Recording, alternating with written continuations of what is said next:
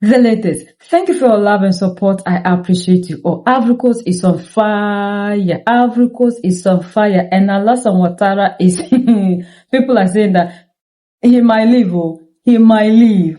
Because the hellfire that they are putting on Alassane Ouattara is too unbearable for this man. According to the report that is coming, the Maritime affair said they have had enough of whatever that is happening in Ivory Coast. They have sacrificed their lives to serve their country. Yet, the country, what they deserve, they haven't received it. That they've tried everything possible in their power through dialogue.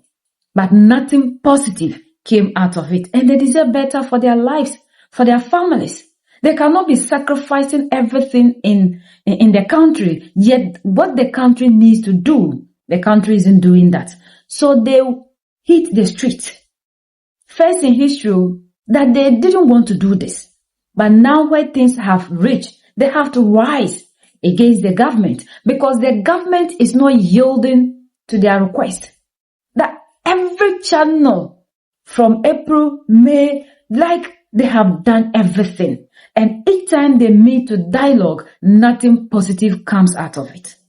So they've seen that if they don't also act, it wouldn't be good.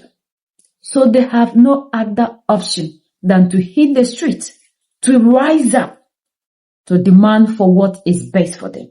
That's social housing, good condition of services, and all these things that they deserve. Things that they don't even need to open their mouth to tell the world that they need ABC. They have to be begging for it. When it's good at the level of the Ivory Coast. It smells very, very, very, very bad. Of this 8th of June 2009, 26 brother. It is right Ouattara is not to pay attention. Today he will leave power today. Today is an event in Côte d'Ivoire. Maritime affairs officers demonstrate today to claim their rights from Alassane Ouattara. Brothers and sisters, I invite you to share this video to the maximum since 2022. That the Alassane government of Ouattara promised the condition of social houses. For Maritime affairs agents, so far nothing is done. The agents of the Maritime affairs have gone out and say today. It's today and they want les maisons. He says he wants their house otherwise they won't die. And here, I ask you to share this video as much as possible. The 100,000 people that Alassane Ouattara comes from, to put them out there. People who appear in Ivory Coast there go out. Accompany them, you will claim your rights. You will be leaving at the 100th hour today. It is today. Moms go out, no. Non. That's all you have to do is take advantage of that, right? To free Alassane from Armin Ouattara in power. Because Drama Ouattara, he thinks not that Ivorians are birds. It comes, it breaks, house of the people, broken by the force. He thinks they know that he is the most rebellious. Is this done in a country of law? My dear comrades, he is a maritime affairs agent. Ladies and gentlemen, for several years, maritime affairs officers wait in silence. In patience and dignity, a significant improvement of their living and working conditions. We have chosen the dialogue. We have chosen the responsibility. We have chosen the CNSP has filed a notice of structured responsible review bearing, especially on the improvement, the housing conditions of the agents, the revaluation of premiums, the improvement of pharmaceutical medical services, and the conditions of use of the pension fund card. The personnel file tool, as well as the improvement, the general working conditions in response to these concerns. The CNSP responded in favor of all encounters with the hierarchy, starting with April 23, 2026, with the live general management, on April 24, 2026, with the General Inspectorate of the Ministry of Transport, on April 28, 2026, with the Minister Delegate for Maritime Affairs, the 19th of May, 2026, with Mr. Chief of Staff, May 4th and 7th, 2026, working session within the consultation committee, set up by the minister and chaired by the inspector general. Of Maritime Affairs, we have done all these consultations in a spirit of appeasement and responsibility. The CNRT had even accepted at the end of the exchanges with the minister on April 28th to suspend its strike call to give a real chance to social dialogue. Because for us, dialogue was a weapon to solve problems. But today we have to face reality. After several weeks of discussion, no concrete and satisfactory answer. The major concerns of these agents have been addressed. Meetings have multiplied, but the expected solutions are still not. To the appointment, dear comrades, our fight is not directed against any person. Our struggle is not directed against any institution. Our fight is that of the dignity of social justice. Respect for Maritime Affairs agents.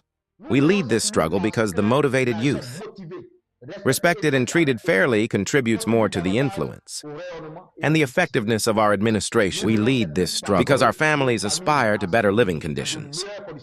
We lead this struggle because Maritime Affairs officers deserve consideration, respect et reconnaissance. The CNRT wants to reassure all comrades that our procedures remain legal. Leaders and Republicans, we will take advantage of this opportunity to thank the head of state, Son Excellence Alassane Ouattara, for its arrangements, for the sake of the agents and officials of the Ivory Coast. And this fight we are fighting, it is for the respect of the institutional decisions that has been taken. That's why we're fighting. That's why we call all agents to the discipline, to the serenity, to the solidarity, and to the strict respect of the instructions, unions that will be given to us. No intimidation must break our unity, no pressure must not weaken our determination, no should divide the agents into history. Look at us, future generations, look at us, and it is together that we will write this new page in the history of maritime affairs. Therefore, in the face of the absence of concrete answers to our legitimate claims, the CNSP officially decides to relaunch its strike slogan in accordance with the legal provisions following the suspension. During the meeting with the minister on April 28, 2026, this work stoppage will begin. So, dear friends, on Monday, June 8, 2026, to 6 hours on all related services, to the Directorate General for Maritime and can be renewed if the claims made by the agents are not taken into account within a reasonable time. Dear comrades, in this atmosphere of determination, it is in a burst of solidarity that you will be called. We urge you to be fully mobilized. You must remain mobilized. You must remain united. The Kennard calls for all unit managers, intel department manager. Did you favor appeasement? And understand that this struggle is aimed at improving the conditions de vie et de travail of all agents without distinction. A union struggle cannot be assimilated to the indiscipline in the work. The labor code is clear. A union struggle is not also a political party struggle. We fight for our best living and working conditions. Let's stay united. Let's stay mobilized. Let's stay disciplined. It is necessary to bring because it depends on the dignity of the agents and the well-being of our family. When agents remain standing in the dignity, dear friends, dear comrades, because we remain united, that we expect to fart. Stop your walk. That's why we will invite you. Because the dog, our mother was not yet born Portuguese this Sunday at 16 o'clock. The wake in the field is scheduled for 22 hours. At dawn, followed by at 4 o'clock in the morning. Don't forget your perfumes. Because for this kind of ceremony, it is essential to feel good. There is what to all. They are calling on everybody to support them. And people are saying that if this thing, maybe Alassane Ouattara could, because the way the pressure is mounting and people are crying out, they want this man to, because it's like people are saying that they have had enough. They have had enough. And we can see the pain. The people that are sacrificing everything for the country, that they need to provide ABC to make lives better. These people have to be fighting, talking, begging for the things that the state needs to provide. Yet, the ones that are doing nothing, they We are seeing how they are living better. I think our leaders must start acting in a good direction. The people who are risking everything for the nation shouldn't be begging for certain things. When it comes to salary increment, we see that politicians' salaries are always higher, and the ones who are doing the grassroots work are suffering. When Captain Ibrahim Traore took office some years back, he decided to change that policy, that politicians are there to serve their people. So why should their salaries be increased? Why should they be having these better conditions? And I remember the late president of Tanzania, John Magufuli, said the same thing. That how can you be a politician and the states have to provide you with everything? No. What is your salary meant for? He has to slide all these things away, cut everything off, and said even if you need a car, you must buy it for yourself. That you, the ones who are there to serve the people, shouldn't live better than the people who are doing the real work. Then how can you have an engineer driving V8? It is not possible. You need a pickup. Magufuli changed everything in Tanzania before he died. Captain Ibrahim Traore did the same thing, increasing salaries for ordinary people, making sure they improve the living standard of the people who are doing the grassroots work.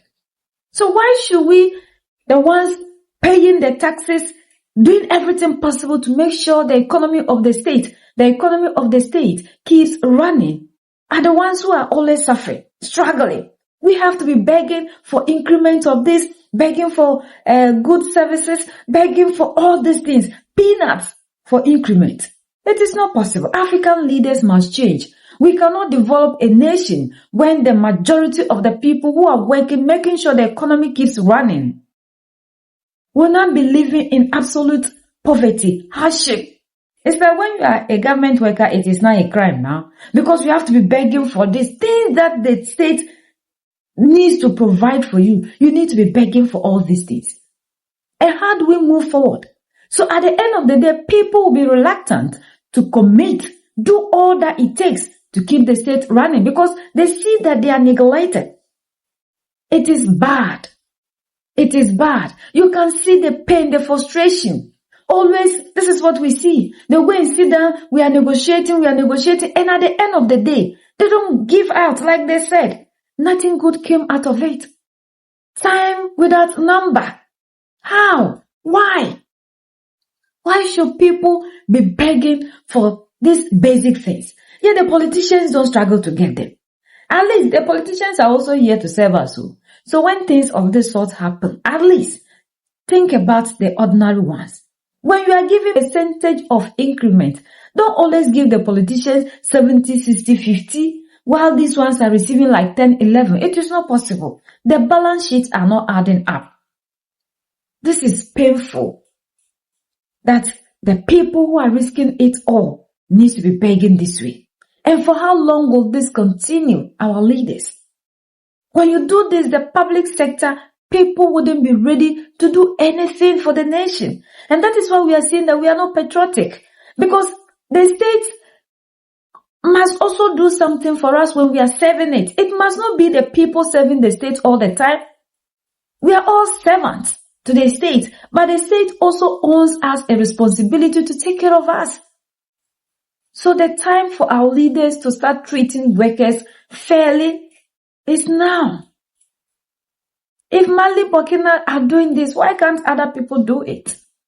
Why must people be demonstrating, begging for things that they need to use to take care of themselves? I think the time has come for our leaders to change the approach of how they deal with public servant workers. It is painful when you listen to certain things. We are the only ones that can set ourselves free. United we stand, divided we fall, and united we keep standing forever and ever. The greatest enemy of the African is mental slavery. So let's decolonize ourselves from mental slavery. Let's keep sharing to educate our brothers and sisters. Together we make Africa great for ourselves and the next generations that are going to come. So that's the latest around the world in Africa, West Africa, and in Ivory Coast.